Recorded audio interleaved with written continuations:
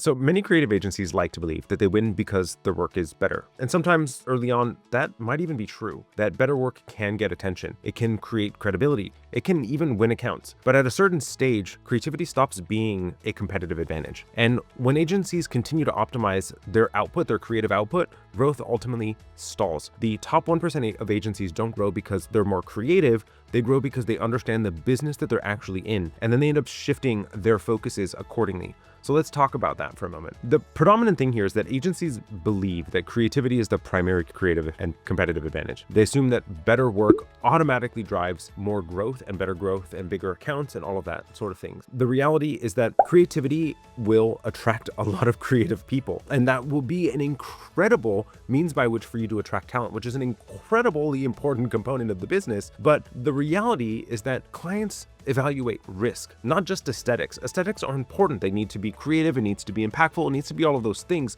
But just pretty and great creative in and of itself is not the thing that clients are looking for. The appreciation of the craft is there, but it is not more important than all of the components that go into a purchase decision. And so here's why I'm hitting these points. So if the buyer valued creativity at the same depth as you, they would actually just be a creative. They would be a designer. They would have spent more of their life there. The decision makers on the brand side, on your client side, are prioritizing the business impact and ultimately risk mitigation in what's actually happening from the work that you're producing. And so we have to understand that world, that equation between the two is how exactly does the creative output of the thing that we are producing, which does have business impact, how do they actually have direct correlation? So competing on creativity alone, frankly, will commoditize you unless you have this incredibly huge name like Pentagram. Competing on insight is going to elevate you, because the reality is that's exactly what they're looking for in this incredibly complex market. They're looking for insight. They're looking for directionality. They're looking for how exactly can they have a competitive edge in the existing market. And so the reality is that the more that an agency is competing on insight, strategy, narrative clarity, risk reduction are the ones that ultimately win, because what clients are ultimately asking throughout, whether it's a scoping process or in the creative process, is why this direction? How is this going to actually have the impact that we're looking for? How is it that this specific insight is going to support the direction that we are headed in the thing that we are looking to accomplish? How does this directly tie to a business outcome so that we are able to renew this type of activity next year, that we're able to continue to do this marketing activity, that we're able to continue to invest into brand? And then what makes this option less risky than this option? And how are these alternatives actually playing against each other? And what are the likelihoods of that potential outcome? The reason why I'm sharing this with you is that the more that we start to think as a creative agency and less about creative output, but more about strategic thinking and strategic framing, the more that our work has this direct correlation between the connectivity between both. And the reality is that greater creative work is founded in a really impactful strategy. And without the two combined together, both are ultimately going to fall flat. And both of them are actually important. The reality is that clients understand one more than the other. And if they were, like I said before, if they were the creative, they would be doing the work themselves. And the insight that you're able to provide in the strategic direction, in the research that you've done, in the insights that you're able to provide because of your expertise, it actually makes the decisions that either the person at the organization or the owner that you're talking to or the C-suite person makes the decisions that they are looking to make defensible, which is incredibly important for them because it makes them feel comfortable in the thing that they're doing. And when you have the higher amount of defense and understanding and rationale and risk mitigation and opportunity creation, the more that you actually are able to justify your premium price. The more that you have insight in the creative work that you're producing, the metrics that it actually produced in the outcome, the reality is that the more that you're able to do that, the more authority that it creates for your agency. And the more authority that your agency has, the more leverage that you have in negotiation, the more deals that you have hitting you in coming in through the front door, and the more people that come knocking at your door in the first place. And so here's the shift that I want us to be thinking about, is that the early stages of being an agency, the biggest growth constraint is how do we actually get this work done, right? Is we're still figuring our stuff out, whether here's the kind of work that we do, here's our aesthetic style, here's the things that are actually happening, here's how we engage with clients. So its first constraint is just getting clients, having any visibility, and basic levels of proof that we're able to say we're going to do something and actually produce those things. The next stage is actually having to have clarity around the way that you're positioning the work in the market. So here's the plethora, hundreds of thousands thousands of agencies in the United States alone, and how exactly is your agency positioning yourself amongst the rest? Obviously within the segment that you're working with, but how do you position yourself amongst the rest? Then how exactly do you go about your offer structure? How exactly are you positioning the process by which you follow? Some kind of variation of the things that are going on in the market, but how exactly are you systemizing the way that you go about things? And then the way that you then sell and intake their problems, output direction that allows for you to have a meaningful sales system. And then now the meaningful growth stage that is allowing for you to have not only meaningful sustainable growth, but maybe even potentially starting to get into scale is client retention, which is entirely predicated on result driving. It is delivery infrastructure. It is margin control. It is leadership depth. And now here's the thing that you need to recognize between each one of these stages is that the agencies that continue to optimize purely only on creative output is that growth constraint has shifted really in each one of those different stages, and energy gets misallocated. Not saying that you don't want to be investing in your creative output, you do, but it just shouldn't be the number one pillar of focus for you. But if it is that key focus, the thing that you have as the number one metric is that come hell or high water, this is the most important thing that you need to be doing, and you should be doing great work.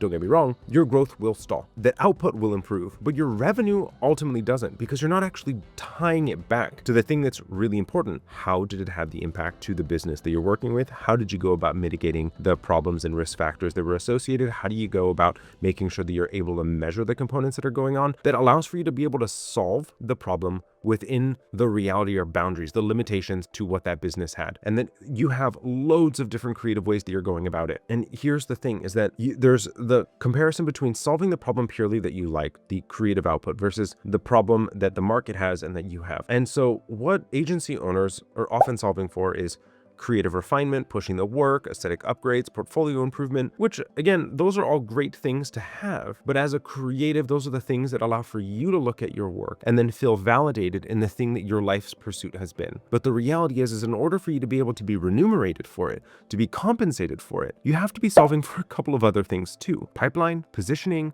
retention, pricing. And those pieces are all immediately impacted by not only the fidelity of the work that you're producing, but the impact that work had to the business that is paying you to do so. And that is predicated on the strategy, that is predicated on the insight, that is predicated on the direction, right? The whole idea of measuring twice and cutting once, making sure that you're doing that meaningfully and that you're embedded in the actual thinking of the organization. And when this happens, the creative work feels more productive because the system is going to really work in a meaningful way, and it attaches the strategy to the creative, right? The thing that you care most about, the work that you have refined and perfected and care a meaningful amount about, that it is probably still having the impact, right? Because it is incredibly brilliant, but you have to be able to have the attachment between the two that allows for it to be more meaningful. And that emotional attachment that you have to something, that decision-making distortion, if you will, right? Like you want to make sure that there's the emotional commitment, the pragmatic commitment to it too. And